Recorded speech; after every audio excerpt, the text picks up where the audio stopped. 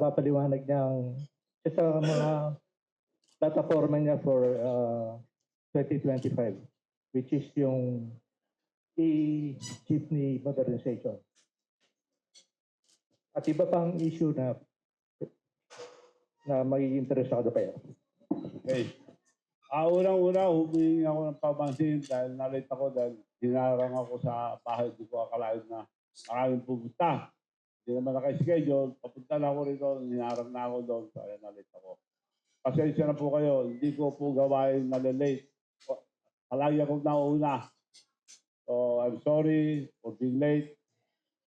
Dahil hinarang ako doon. So, anyway, I'm very grateful. Salamat sa inyo lahat.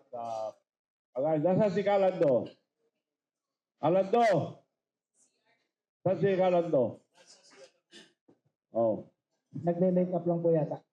Yan. Nagbabawas. Antayin natin si Calando. Hindi na. Okay na. Well, ganito po. Hindi ko po akalain na tatakbo ang senador. Napilitan na lang dahil ako po kontento na sa buhay dahil marami na akong ibang negosyo at nagawa ko na lahat ng pangako sa akin lalawigan. Ang pangako ko sa akin lalawigan, kami ang pinakamagulo ng araw. Napakahirap ang Ilocos. We are one of the poorest. Napakagulo. Walang gusto mag-invest. Noong araw-araw patayan. Ordinaryo na yung patayan doon. Ordinaryo na patayan ng mga mayor, chief of police, judges, congressman, provincial commander. Buong Pilipinas, doon lang namatayan ng provincial commander. Pinatay yung mayor, dumatay yung mga police. Bakit di yung habulin yung mga pumatay sa mayor namin? Pinatay yung provincial commander. Doon lang namatay ang provincial commander sa buong Pilipinas. Ganun, kagulo. And I'm glad to inform you that we are one of the most notorious. We are called the warlord country for patayan. Now, we are the most peaceful province in the entire country. Kaya ako pasalamat sa aking kababayan sa pagkikisama nila na patahimik natin ating probinsya na pinakamagulo ng araw. Dahil ako po, isang salita lang, kung anong sinabi ko, yun ang ginagawa ko. Pag nawala ang kredibilidad ng isang tao, wala nang kwenta ang isang tao. Kaya ako, kung anong sasabihin ko, yun lang totoo at hindi ako nagsisinungaling. Hindi ako nagsisinungaling. Kung sinabi ko, ginagawa ko. Ngayon, napatahimik ko ng aking lalawigan. Pinakamahirap kami ng araw. From boundary to boundary, puro lubak-lubak. At lahat ng bayan, puro lubak-lubak. Yung mga ibang munisipyo, kahoy. Yung pinakamahirap na munisipyo, 2 lang pulis. Isa, chief of police. Yung isa, chief of police. Police at chief of police lang. Hindi walang pansweldo. So ngayon, to cut the story short, from the poorest to the 5th richest province in the entire country now, kami na pinakamalaking, pinakamayaman, although napakaliit ang Ilocos. Kaya kontento na po ako, papasalamat ulit ako sa aking kababayan, sa pagkikisama nila, napaganda ang buhay ang mga kababayan ko, kami na pinakamalaking mayaman sa buong Pilipinas. Parang doon, hindi ka rito, dahil pag natalo ko, ikaw sasakalin ko. Ayun, wala akong balak tumakbo. Puro tulong lang, tulong. Dahil tumutulong na ako sa iba, dahil nakumpleto ko na yung aking lalawigan, nasa pangako ko. So, hindi na ako tumakbo. Sinamahan ko na lang si Presidente umikot sa buong bansa dahil ako Presidente ng Liga ng mga Mayor. Nung governor ako presidente ng mga governor. Nag-chairman pa dahil matagal ako nag-governor. Matagal walang eleksyon dahil martial law, governor ako matagal. Tapos naging congressman din ako. Alam ko ang paggawa ng batas. Isa lang batas ang ginawa ko, yung excise tax ng tabako, kaya yumaman ng buong Ilocania. So, nag-mayor ako presidente ng Mayor's League. Nag-consel ako naging presidente ng Councilors League. Nung ako nag-mayor, hindi masara-sara ang accounting. Puro graft and corruption. Yung mga presidente, hindi makumpleto, hindi masara yung accounting. So, nung natapos ako, short term lang, nung natapos ako mayor, 3 taon lang, naayos ko, natulungan namin ibang probinsya, ibang bayan, marami, mga nagpabagyo, lahat. Nag-iwan pa ako ng 40 milyon. So, ganoon ako mag-ayos. Nung Councilors League, mas grabe na. Lahat ng naging presidente, puro di may sara-sara. Pag presidente, yung isang presidente, hindi masara yung kwenta dahil puro utang. Nung naging presidente ako ng Councilors League, umalis ako 3 taon lang. Tanggal ko lahat ang graft and corruption. Nag-iwan pa ako 100 milyon. Naka-record po yan. So lahat ang pinanggalihan ko, naayos ko lahat.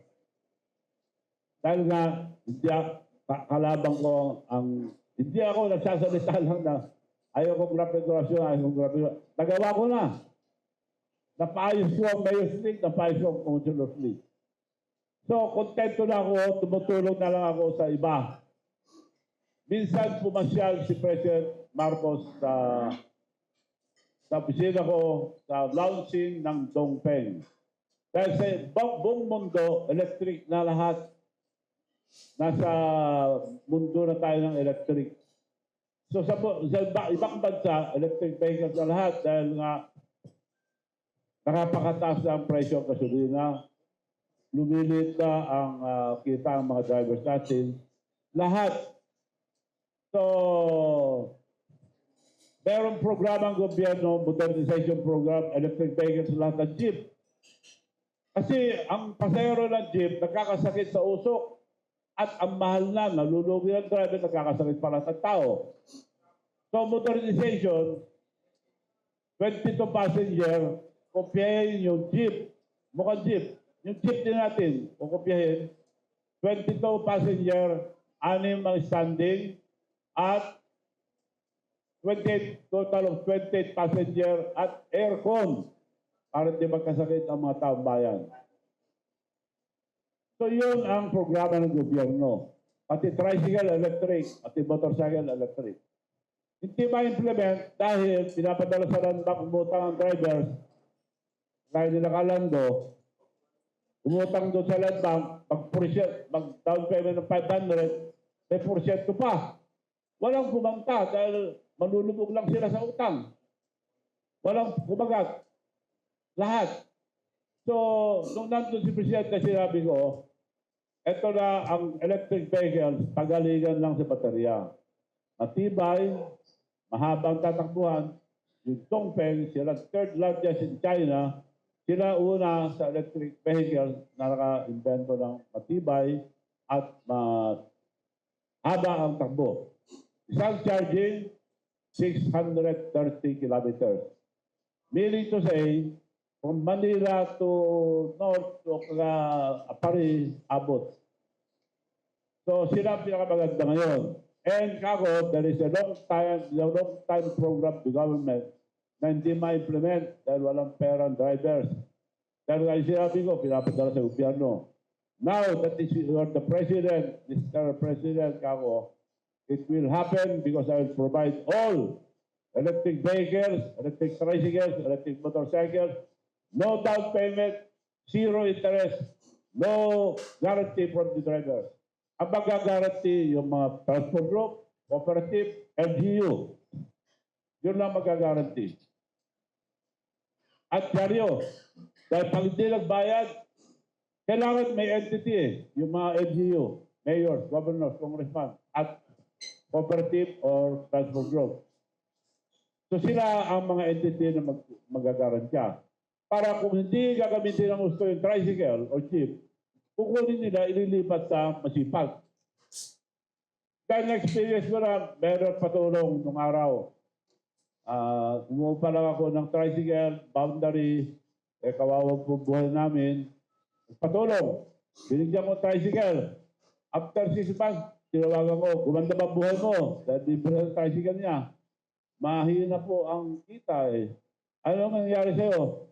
Binenta ko yung tricycle. Hindi pwede yung ganun. Kaya kailangan may entity, may garansya. Pag tamad, kailangan ilipat.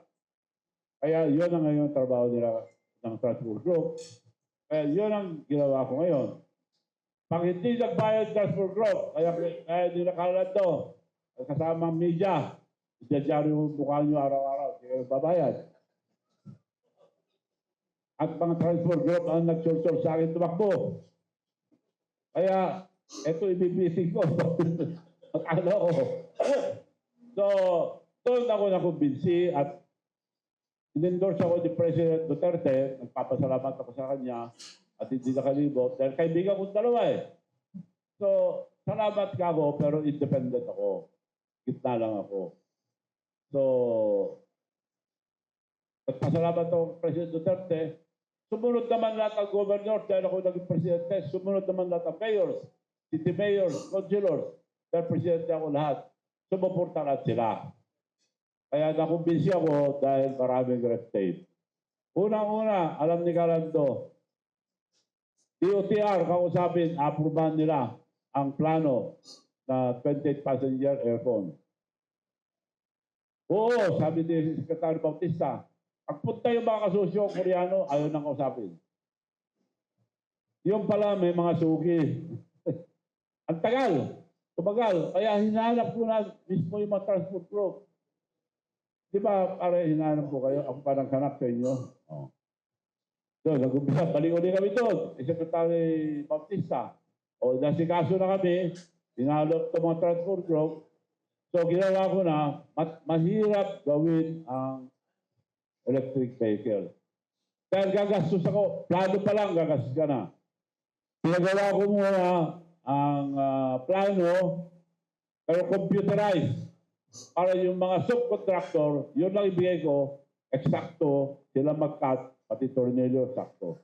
5 milyon ginastos ko.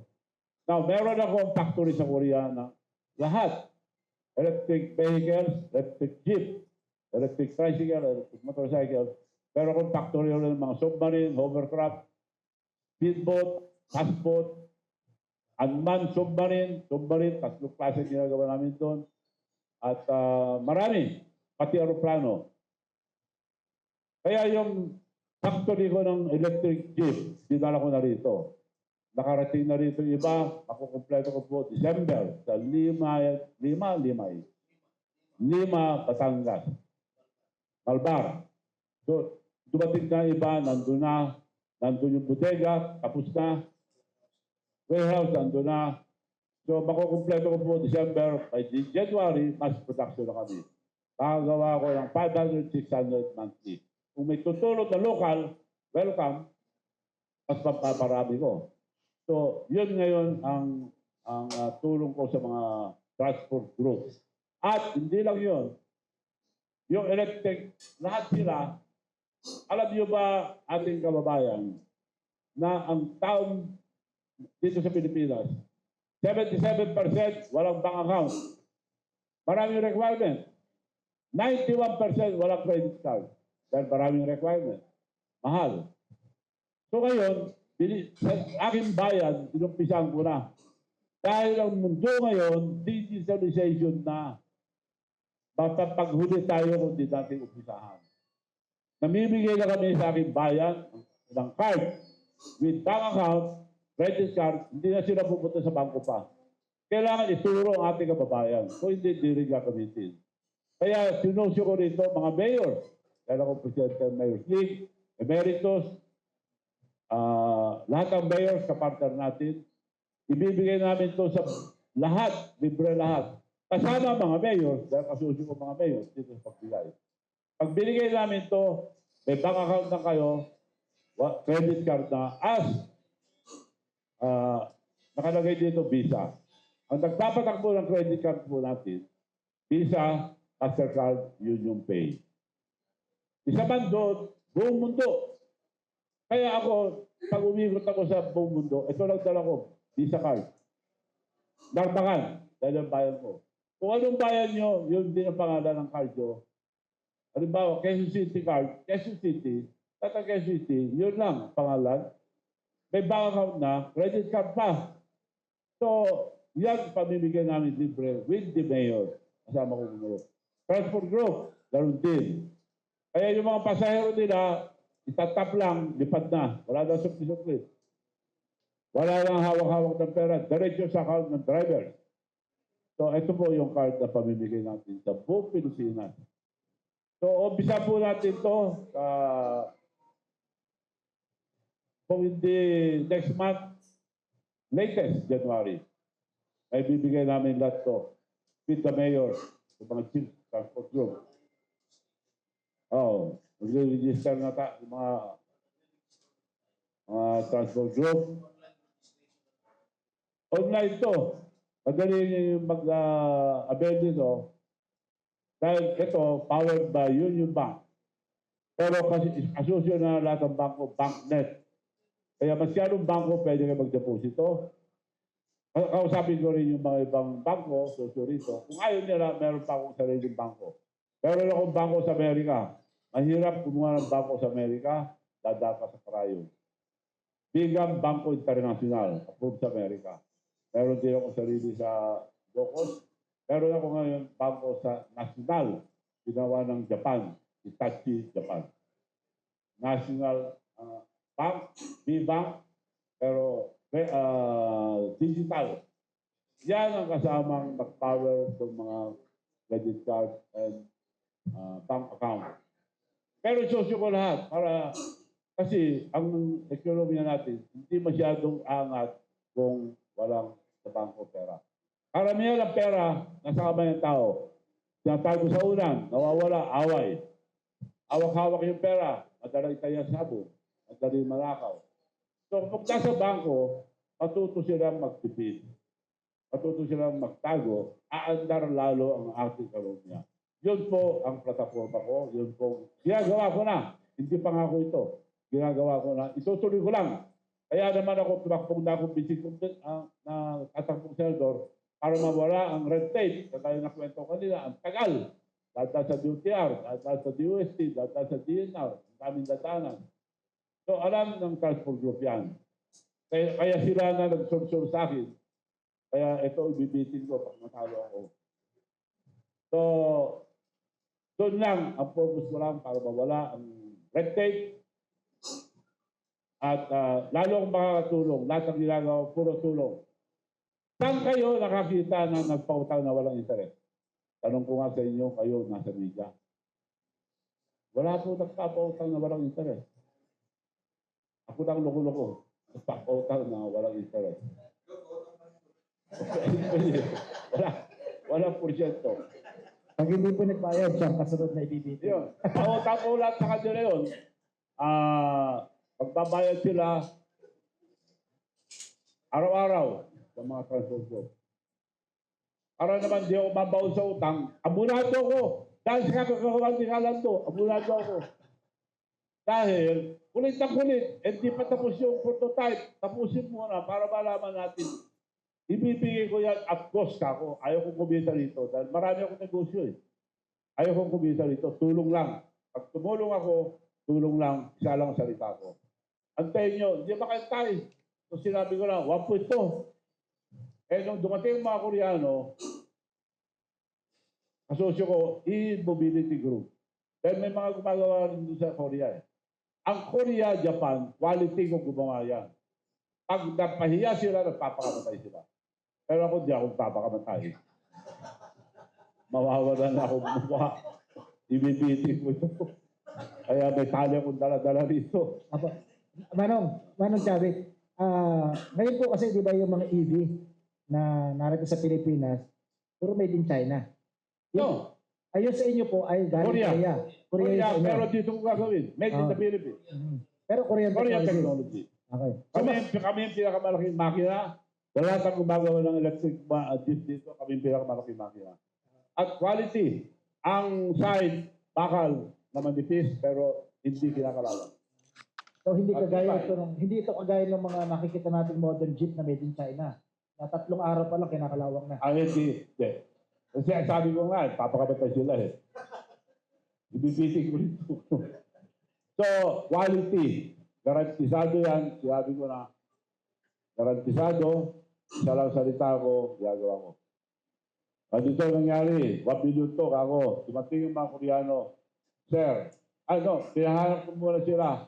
Hanapin nyo pinakamura na electric vehicle. Naghanap naman sila. Buong sa China, Korea, nagpunta sila. Pilipinas, inibot nila. Pinakamura, 3 million. Pero alam ko, 4 million, 400. Pinakamura dito. Sabi yan, 3 million, governor, nahanap namin. Pero pwede ba kami tumawad? 2 million 4 na lang.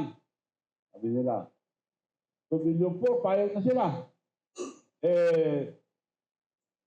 Ang ipakita ko sa inyo, natulong na ito at cost.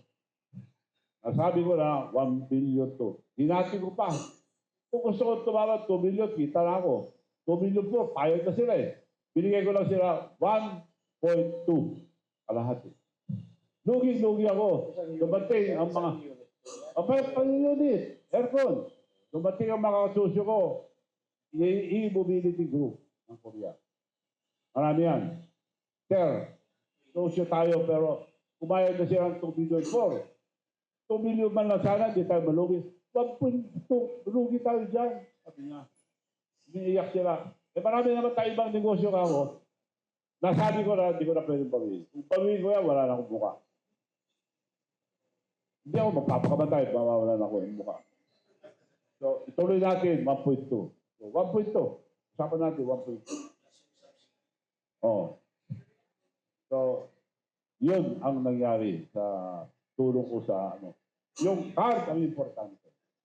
Etong card ang importante.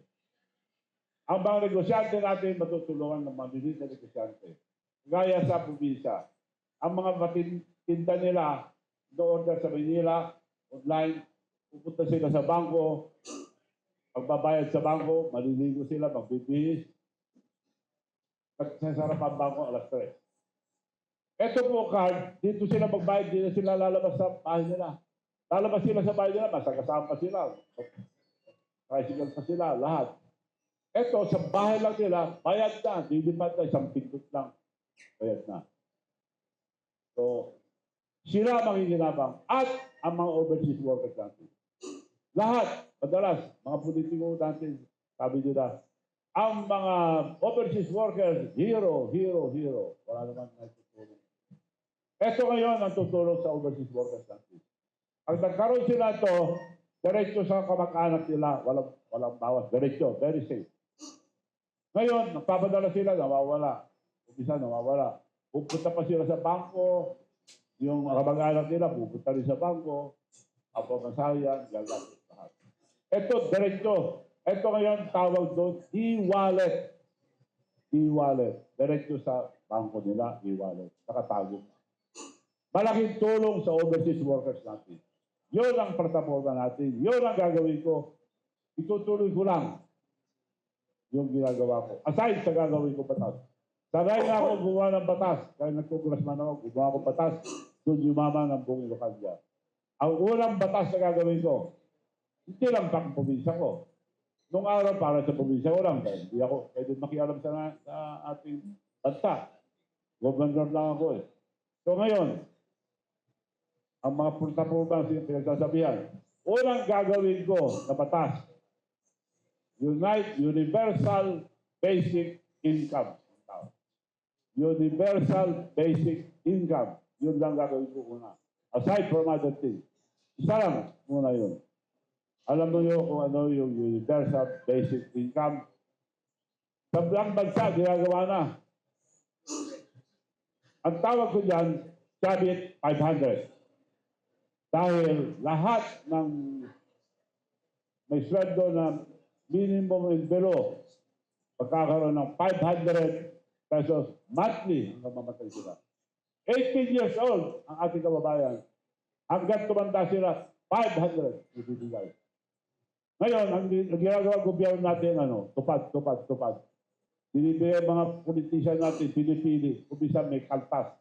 Kumisa nawawala. Ito, gagawin kong batas. Batas yan. Universal basic income ng tao, dapat 500. Lahat ng tao, 18 and above, hanggang mamatay sila, 500. Yan ang unang gagawin ko. Yan ang plataforma.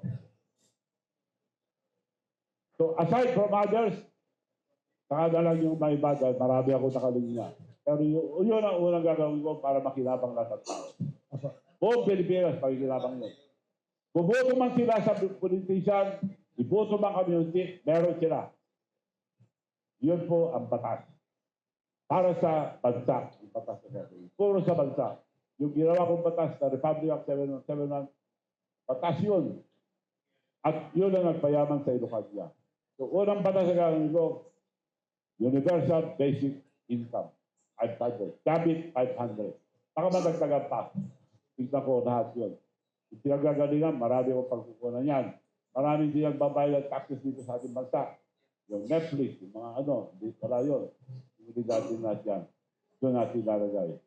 Marami po pagagalingan, sana yun ako gumawa ng batas. Ang batas, batasan, gawa ng batas.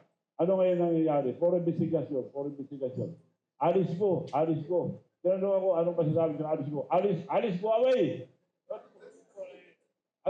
Wala naman tayo napapala dyan. May pulis, may NBI. May nag-investigator ng ating mambabatas. Batasan yan, gawa ng batas. So, tutulong ako sa ating mga kapwa-senador para gumawa ng batas. Marunong magagaling na senador. Pagsama-sama kami lahat para tumulong sa ating bansa. So, yun po ang ating plataforma. Kung may question kayo, pwede po mag-question. Manong Chavez, nabanggit nyo na malulugi pa kayo per unit ng electric vehicle. Of course, hindi naman ako nagdududa. Sa Miss Universe nga, nagpalugi kayo ng malaki. Pero siyempre, may kagandahan namang makikita tayo ito. At tanong ko po sa inyo, paano makakabawi? Hindi naman po pwedeng habang panahon na malulugi kayo.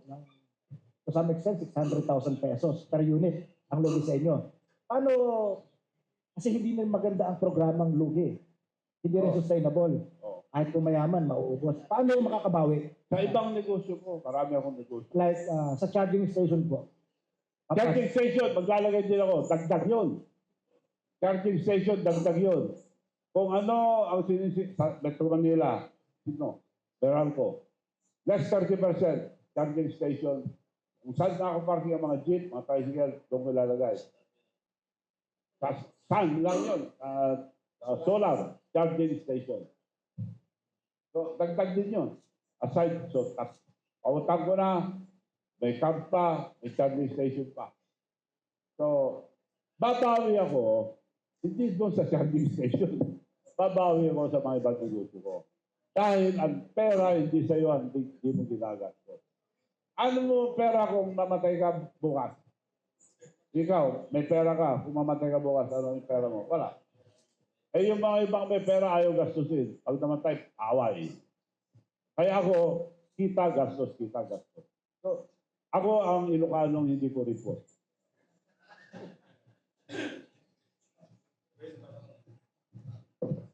Question from media. Cordero, GMA. Okay. Kaya sabihin mo na bago ko basahin yung message. O, tama na message. Nabanggit si Alex Go. Pag daw po kayo naging senador, anong posisyon nyo sa Pogo? Dapat bang total ban ng Pogo? Hindi na...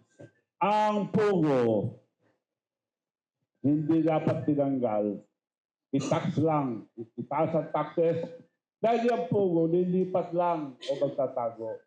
Ang laki na walang income natin. Maraming nawala ng trabaho. Dapat, dinamen lang yan, tinasa tax. Hindi, lilipat lang yan eh. Magtatago lang. Yun ang ko sa Pogo. Ba't natin tatanggalin? Eh kumikita ang gobyerno dyan ang laki. Kumikita, maraming trabaho. Itaas natin ang taxes nila, dapat. Dinamen lang. Dilipat lang yan eh. Kung di man dilipat, magtatago lang. So, yun ang stand ko sa Pugo. Paano ho yung relasyon ng programa nyo dun sa ongoing public vehicle modernization ng gobyerno? Ano yung difference ng proposal nyo sa e-jeepney? Gobyerno, Oh. hindi sila nagbigay. Ako nga gagawa dyan. Ako na nagagawa eh. Gobyerno, katulong ko rin, may tulong sila sa gobyerno. Kaya ako kay Secretary Bautista, nakita niya, sinakyan nila, mga transport group, nakita na maganda. Sabi ni Secretary Bautista, ang ginaw, gusto nyo aircon eh. So sinubukan nila Secretary Bautista, maganda. Maganda itong gawa nyo, na-prove na nila. Maganda. So yung tulong nyo doon, pwede ba idagdag nyo sa akin dahil sobrang lugi ko dyan ako. Pwede naman, pag-usapan niya, sabi nila. Ito naman transport group. Siyempre, payag sa mga ito. Hindi, bibitin ko ito. Itong sogsol eh. Hindi, hindi. Pilay na nga eh. Pilay. Bibitin ko. Para pantay.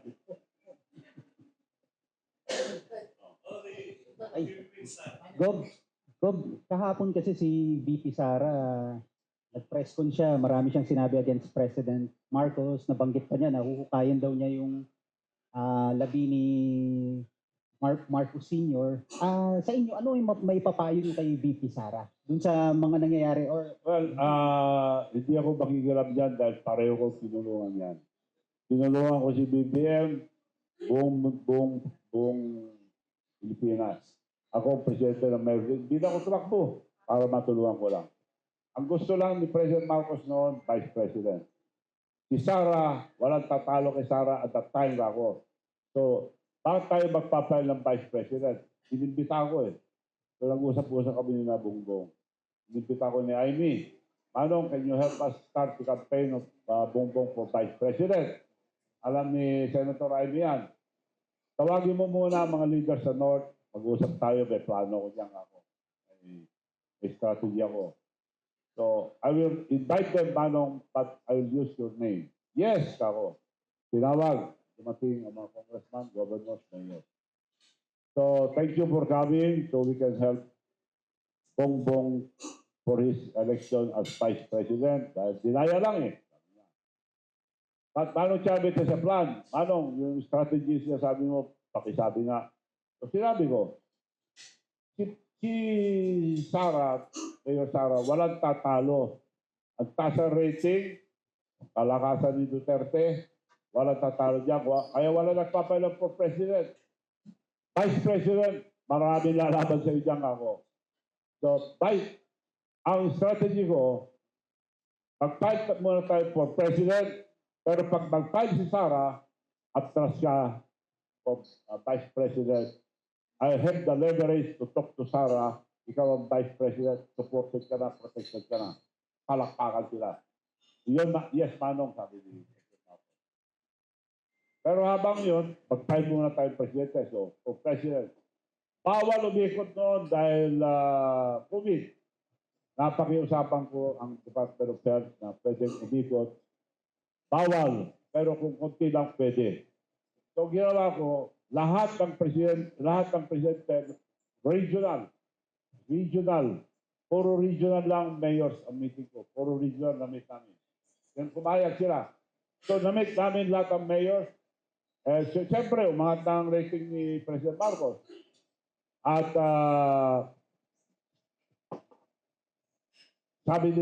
naaalala ko, sabi ni President Marcos, Manong, ang swerte ko, ikaw ang presidente ng Mayor's League. Nung tumakbo akong Vice President, wala ako isang mayor. Yun ang sabi niya. Sabi niya, ang swerte ko, ikaw ang presidente. Wala ako isang mayor nung tumakbo akong Vice President. Sabi niya. So, tutuloy ang tiyat. Nung kinausap ko na si Sara, mag-file ka na dahil si Bongo, ang usapan namin, bababa siya.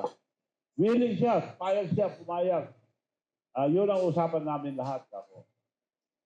Manong, maraming salamat, pero hindi na ako tatakbo. So, nagtampo na si Sara, ewan ko anong nangyari, nagtampo na, ayaw ng takbo. So kakapilit sa kanya na tumakbong presidente, tumakbo ng vice president. So kako, wala nang talo si Bongbong.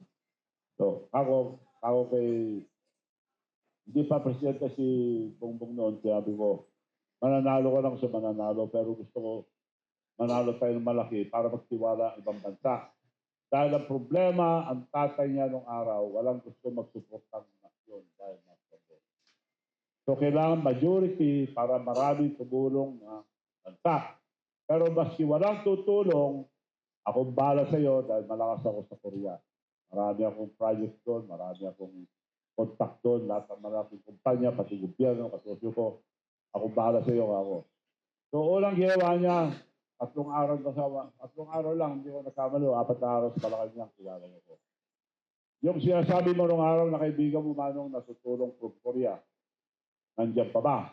Nandiyan, kailangan mo na. Oo, kailan? Ngayon na. Tinawag ko, kinabukasan, dumating yung presidente ng Daewoo.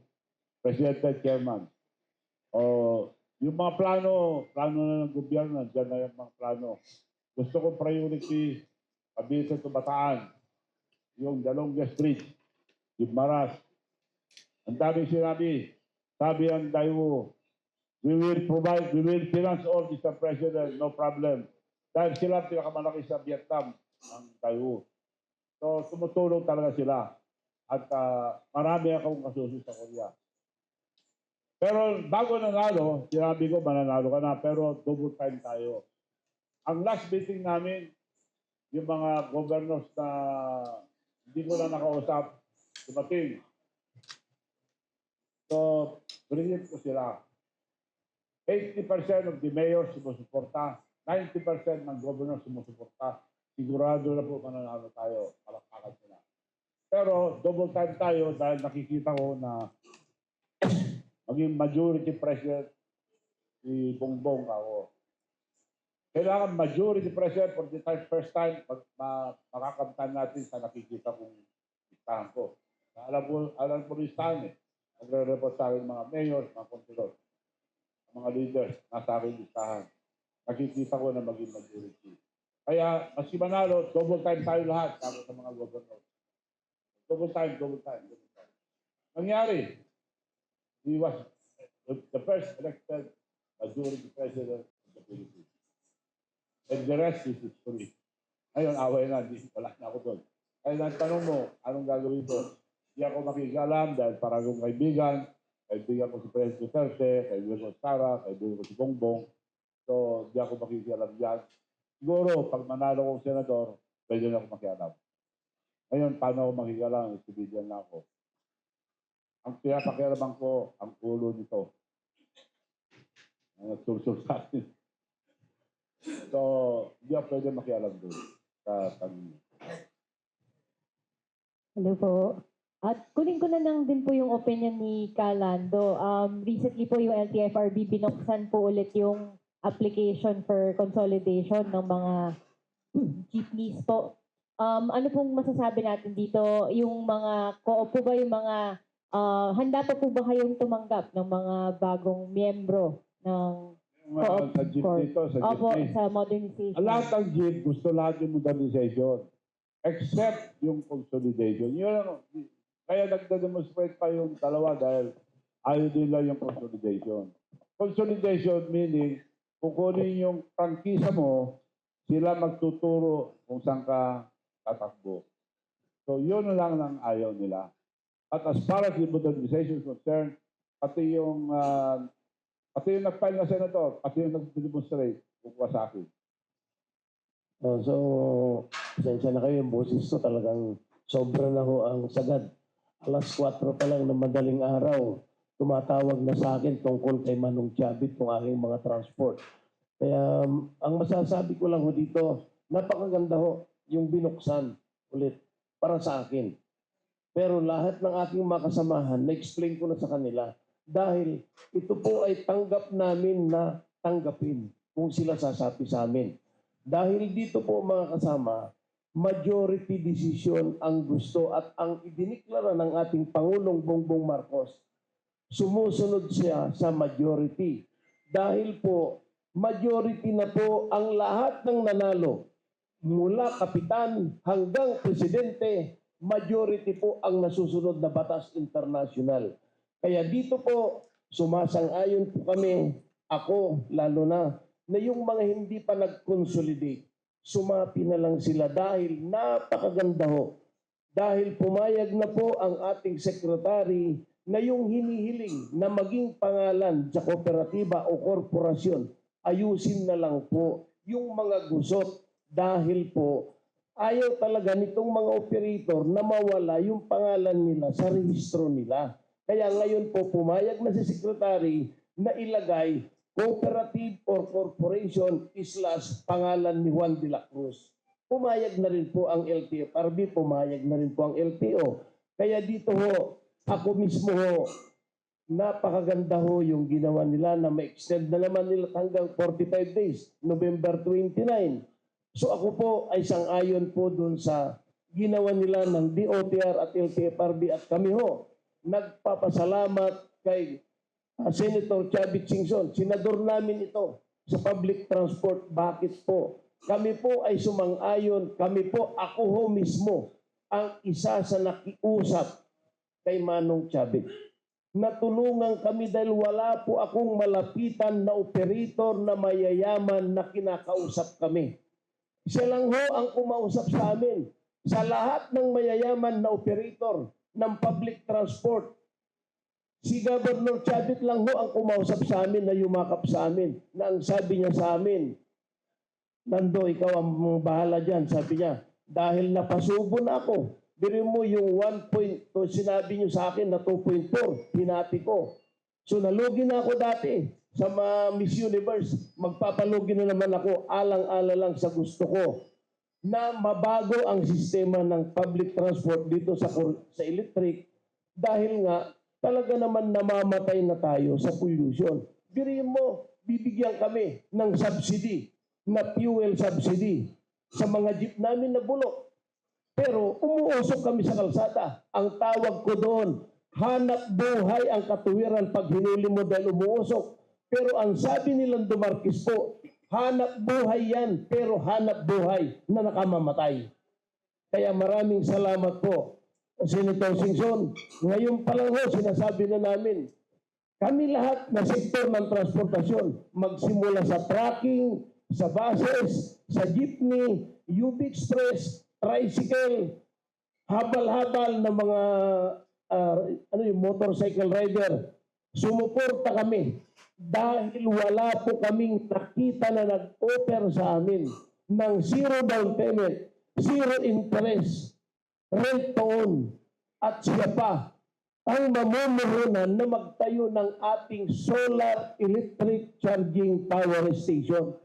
Saan ka ba makakita nun? Eh alam naman namin si Governor, sanay naman malugi, sanay naman kumita. Kaya dito ho, ako po mismo tumatayo, Pasang Mazda, Altodap, Peugeot, mga federation ng motorcycle. Kahapon nag-meeting po kami. Ang sabi nila, paring Lando, ikaw na lang pumunta dahil lahat naman ng pag-uusapan dahil yung isa magpapabinyag, yung isa mag-anak ng kasal, yung isa nandun sa Nueva Ecija. Eh wala pang ilang oras lang itong tawag dito. Kaya ako po ay talagang nagpapasalamat kami kay Governor Chavit Singson na may puso at nakita ko mismo sa Ilocos. Wala akong nakita na governor na nagtayo ng mga solar electric water pump. Doon lang sa Ilocos, marami na ngayon gumaya sa mga ibang probinsya. Pero ang nagsimula niyan ay si Governor Chavit Singson. Kaya pumunta lang sa Ilocos sa amin, sa katabakuan namin. Gulayan na ngayon. Pero buhay na buhay. May bank account ng mga tao. Sinong nagsimula? Si Governor Chavit Singson na maging senador natin ngayon. Kaya mga kababayan ko, ako, Ilocano, talagang sinasabi nila, kuripot ang Ilocano. Ito ho ang hindi kuripot na Ilocano. Kaya maraming salamat po sa inyo. So, siguro, let's entertain the last two questions para kay Go.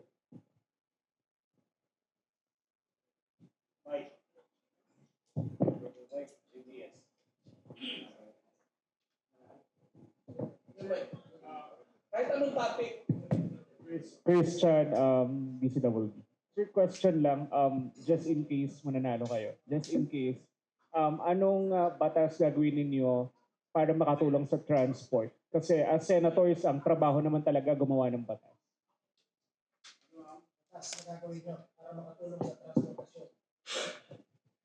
Ang batas, pag ako na upong senador, puro tulong gagawin ko. Una nga, sinabi ko na yung universal basic income.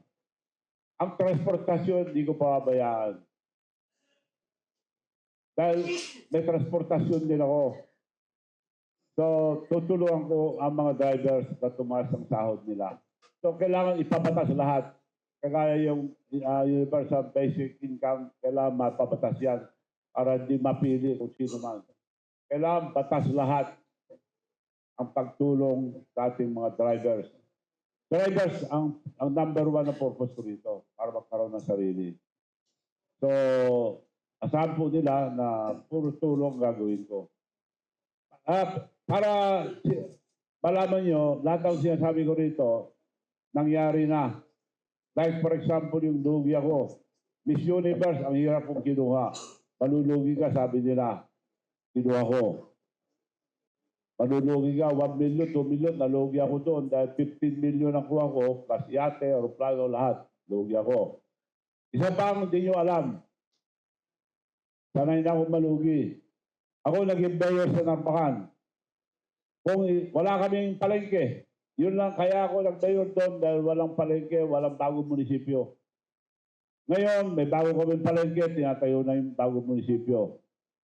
At kako, kung yung lumang munisipyo tatayo ko, balang araw magsa-traffic. Kailangan future ang isipin ko. Walang kinabukasan to kung dito ko lalagay dahil balang araw mag-traffic sa loob ng bayan. Nilabas ko sa highway. Meron akong 10 hektarya na lupa sa highway.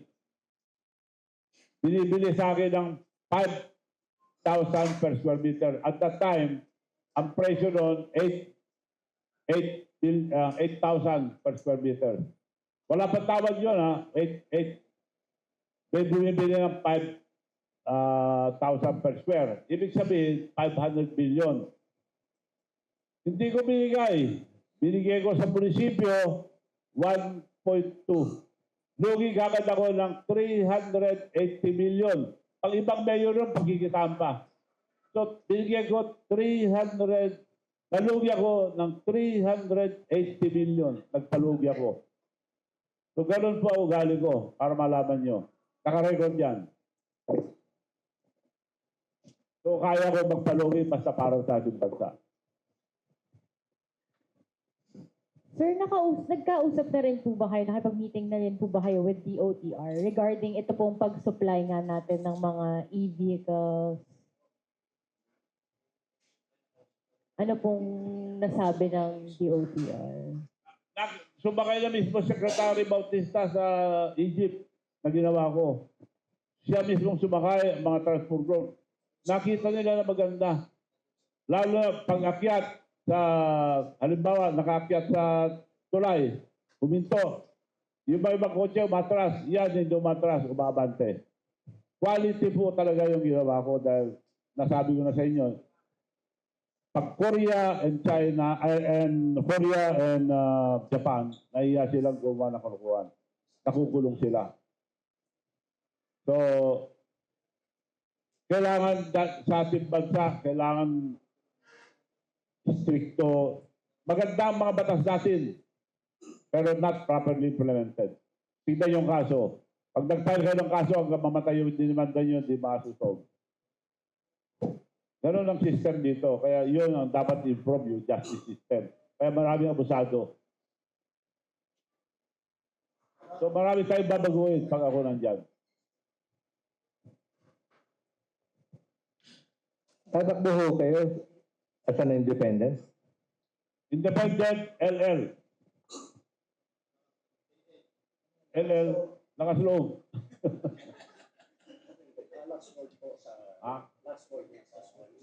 Ang last word, nag-iusap po ako sa inyo lahat. Ako po, tatakbo as sincere to serve our country. Matagal na po ako sa politics. My policy is always to serve, not to be served. Asahan po nyo, maglilingkod ako sa ating kababayan. Ng sincero at isang salita lang. Maraming salamat po sa inyo lahat. Okay, maraming salamat din, Governor Travis Singson, sa paglatag niya ng plataforma. Maraming salamat din sa inyo for staying over. We'll see you next Saturday.